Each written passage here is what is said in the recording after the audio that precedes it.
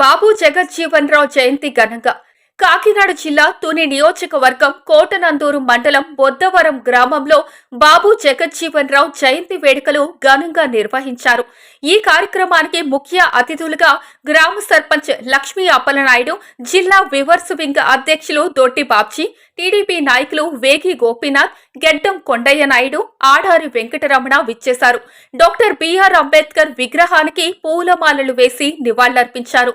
అనంతరం బాబు జగజ్జీవన్ రావు విగ్రహానికి పూలమాల వేసి నివాళులర్పించారు.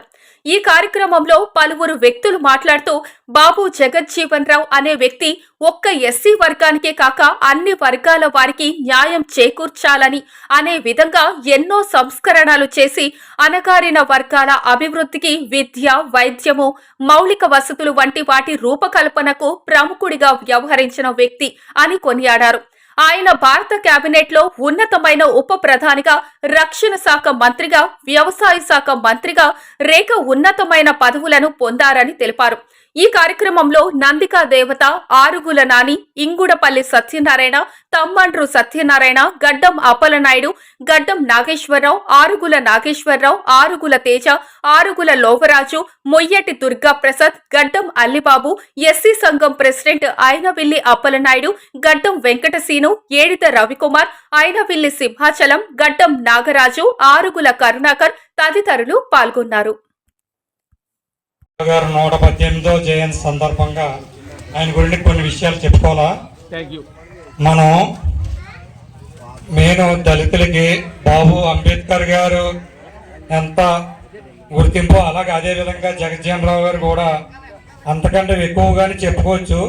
ఈరోజు వ్యవసాయం ఇంత విప్లవాత్మక మార్పులు వచ్చాయంటే ఫస్ట్ వ్యవసాయ శాఖ మంత్రి కింద చేసిన బాబు జగజ్జీవన్ రావు గారు తీసుకొచ్చిన సంస్కరణలు, ఆయన తీసుకొచ్చిన హరిత విప్లవం అని మనం చెప్పుకోవచ్చు.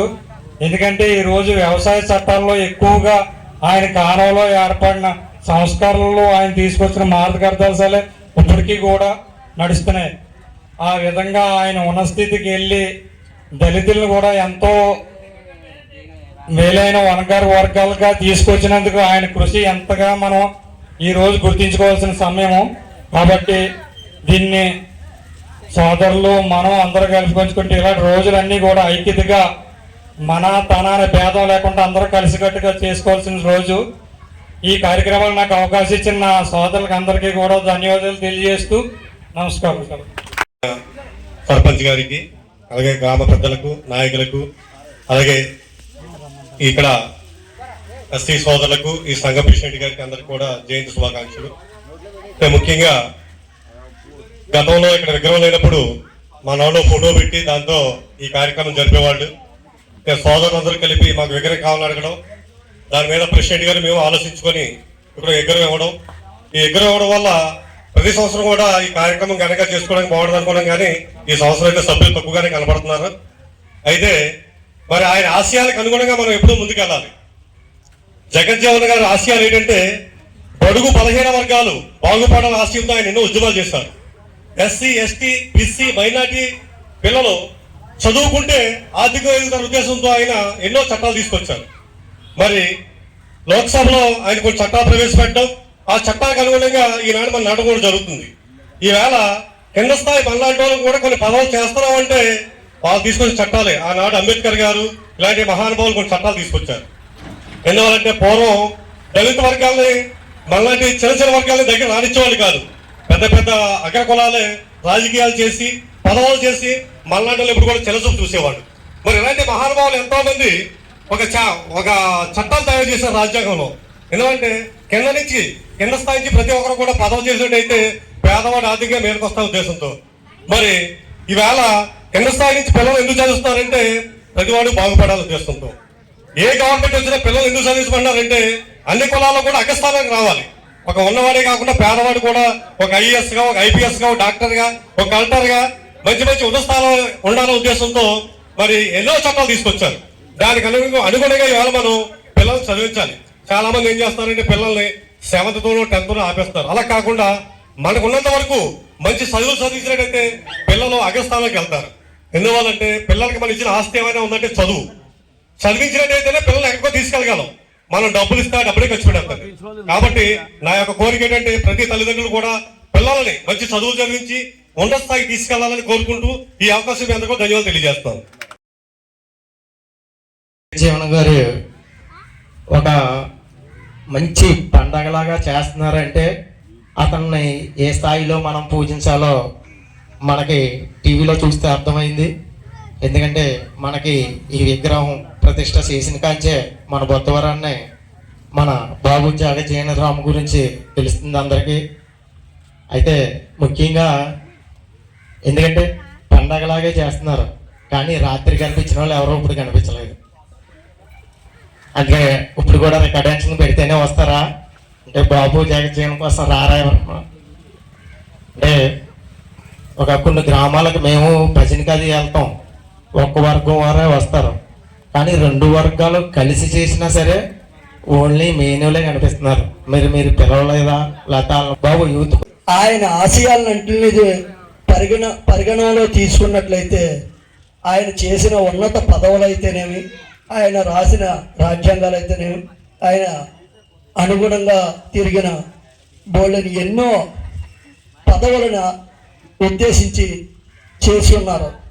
కానీ ఈరోజు మనం దేనికి కూడా దూరంగా ఉంటున్నాం తప్ప పిల్లలను చదివించాలా. ఇప్పుడు బాలయోగి గారు ఉన్నారు, ఆయన ఎవడో అతను మన కుటుంబ సభ్యుడే, కానీ ఎక్కడి వరకు వెళ్ళాడు? ఆయన పార్లమెంటు స్పీకర్ వరకు వెళ్ళారంటే ఆ రోజు ఈ బాబు జగజ్జీవన్ గారు రాసిన చట్టాల ప్రకారంగా వెళ్ళిన వ్యక్తులే. మన ఊర్లో అటువంటి బాబు జగజ్జీవన్ గారి విగ్రహ ప్రతిష్ట, అలాగే పక్కనే అంబేద్కర్, మరి ఈ రోడ్డు పక్కనే మనం నిలుపుకోవడం కూడా మన యొక్క మీ ఆశయాలు కూడా ఎంతో దేవుళ్ళు చాలామంది కడతారు, కానీ ఇటువంటి నాయకులు ఆ బాటలో మనం నడుచుకోవడం అనేది చాలా ఎంతో గర్వకారణంగా ఉంది. మరి ఈ అవకాశం దళిత సంఘ సోదరులకు అలాగే మిత్రులకు అందరికీ కూడా నా ధన్యవాదములు. ఈరోజు బాబు జగజ్జీవన్ గారి 118వ జయంతి శుభాకాంక్షలు. బాబు జగజ్జీవన్ గారు మన స్వతంత్ర ముఖ్య సమయోధుడిగా కూడా ఆయన ఎంతో పేరు తెచ్చుకున్నారు. అలాగే మన బాబు జగజ్జీవన్ అని పిలువబడే ఆయన ఉప ప్రధాని, ఆయన 50 సంవత్సరాలు కార్మిక సంఘ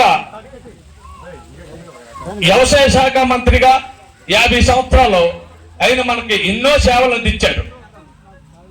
కానీ ఆయన అందించిన సేవలు మనం మరవలేనివి.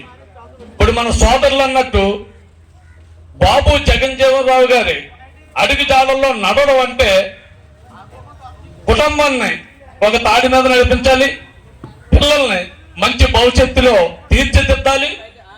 ఇంకా మన సంఘం మాదిక సంఘం అంటే దళిత సంఘం అందరూ కూడా ఇలా కాదు, ఒకే మాట మీద ఉండి ఈవేళ ఆయన యొక్క జయంతి సంబరాన్ని ఎంతో ఉత్సాహంగా చేయాలి. మీరు అందరూ కూడా అలా కలిసికట్టుగా చేసినప్పుడు ఆయన చేసిన సేవలకి మనం ఎప్పుడు కూడా పాత్రలమై ఉంటాం. మంచి మనసుతో ఆ బాబు జగజ్జీవన్ గారిని స్మరించుకుంటూ ఏవిఎం కోచింగ్ సెంటర్ కోటనందూరు మీ పిల్లల బంగారు భవిష్యత్తుకు భరోసా ఇచ్చే ఏకైక సంస్థ మన ఏవిఎం కోచింగ్ సెంటర్ కోటనందూరు. అతి త్వరలో న్యూ బ్యాచ్లు TET plus DSC, EAMCET, POLYCET, APRJC, Sainik, Navodaya. AVM coaching centre Kotananduru.